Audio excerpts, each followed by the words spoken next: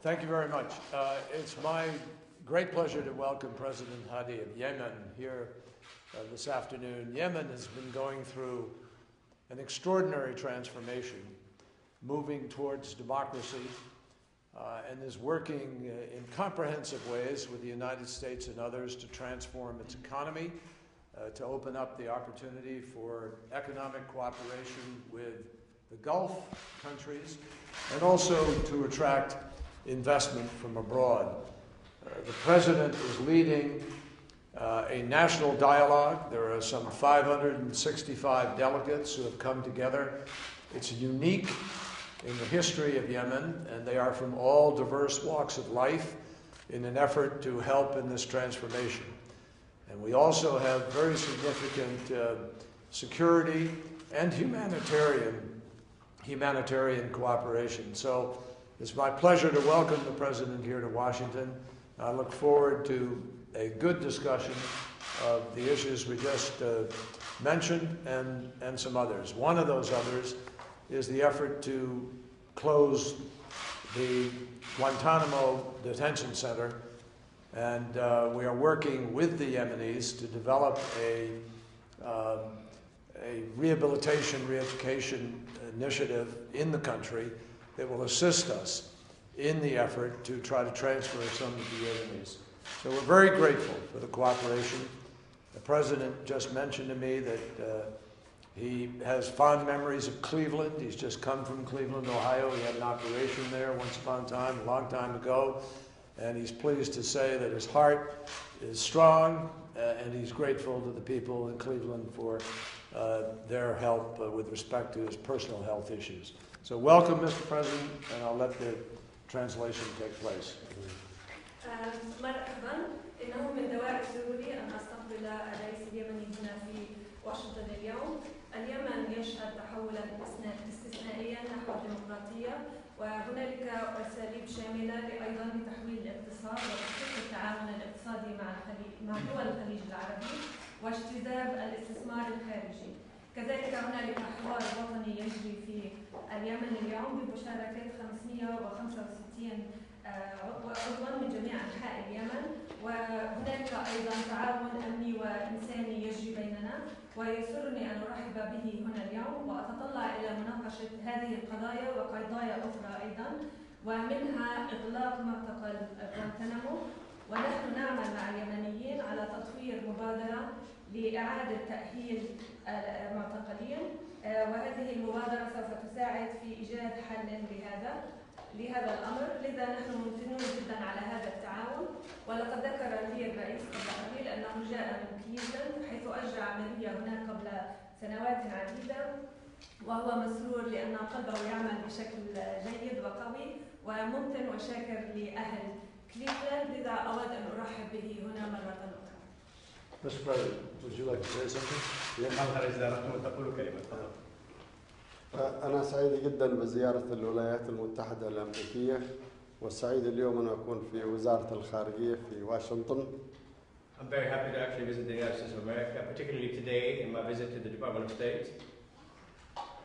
ونحن في اليمن ربما بعض الصحفيين لا يعرفون أين تقع اليمن. اليمن تقع في جنوب الجزيرة العربية في الشرق الأوسط، وهي منطقة تتحكم يعني في مضيق باب المندب، وباب المندب هذا هو يربط ما بين البحر الأحمر والبحر العربي وخليج عدن. We in Yemen actually hear some of the reporters whenever they're asked about Yemen, they don't know where the location of Yemen is. Yemen in fact is in the south part of the Arabian Peninsula and in control of Bab al-Mandab that connects the Red Sea and the Arabian Sea. ونحن يعني مرت علينا يعني التغييرات التي جرت الربيع العربي كما يسموه في الوطن العربي، وكنا على شفا حرب أهلية، ولكننا حاولنا بكل الطرق أننا نسير على المبادرة الخليجية وآلية التنفيذية. واليوم عندنا حوار يمشي في اليمن بكل مكونات الأحزاب السياسية والشباب والمرأة، ومجموعة الحوار حوالي 565، وهم يناقشون الآن كيف يكون اليمن الجديد، يمن الحكم الرشيد، يمن الديمقراطية، يمن العدالة والمساواة، يمن الذي يخرج بالأجيال القادمة إلى المستقبل الأفضل والتغيير الأفضل عما كان عليه. We in Yemen have actually been through some of the changes that came as part of the Arab Springs. We were on the verge of a civil war, but we were actually lucky enough to have the Gulf Cooperation Council initiative and its implementation mechanism. So now we're actually going through a dialogue that includes all components of society, that would include the political parties, the youth, the women, with delegates of about 565, and they're discussing the new Yemen, the good governance, the justice, the equality, democracy, hopefully leading Yemen into a better future. نحن أجرينا انتخابات رئاسية توافقية في فبراير من العام الماضي، وكانت العاصمة صنعاء مقسمة، الجيش انقسم والأمن تقسم، ولكن الناس ذهبت إلى صناديق الاقتراع، وهي تمر ما بين المتارس وما بين السلاح، لأن الشعب اليمني يريد السلم ولا يريد الحرب. We actually held consensual presidential elections last year, February last year, whereby Sana'a was divided with the military or from security perspective, but voters nevertheless went through the trenches and the weapons because the Yemenis do seek peace in the country.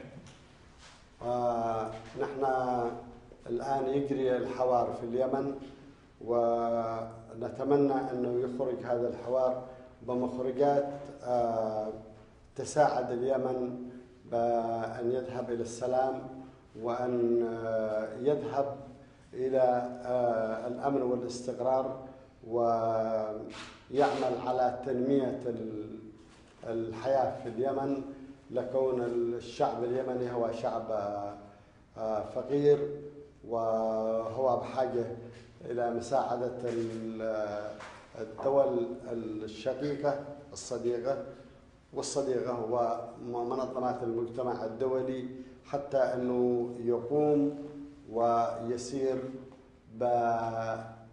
إلى الإمام في الديمقراطية والحكم الرشيد. In Yemen, we're going through this dialogue, hoping that it would produce elements that would lead Yemen into security and stability and more development in there, because so as to eliminate the poverty out of Yemen. And so, but we still nevertheless need the assistance of the international organizations, the international community, in order for us to achieve democracy and good governance. ونحن عندنا في اليمن يعني أغلب 75% من الشعب هم شباب ما دون 45، ويشكلون يعني خطر على الحياة. Basically, the majority of the Yemeni population, 75%, to be specific, are less than 45 years of age, really youth, that without employment could actually pose a threat. هم بحاجة إلى عمل وبحاجة أن يعيشوا زي بقية الشعوب. So they need to have employment and live a lifestyle similar to the rest of the peoples of the world.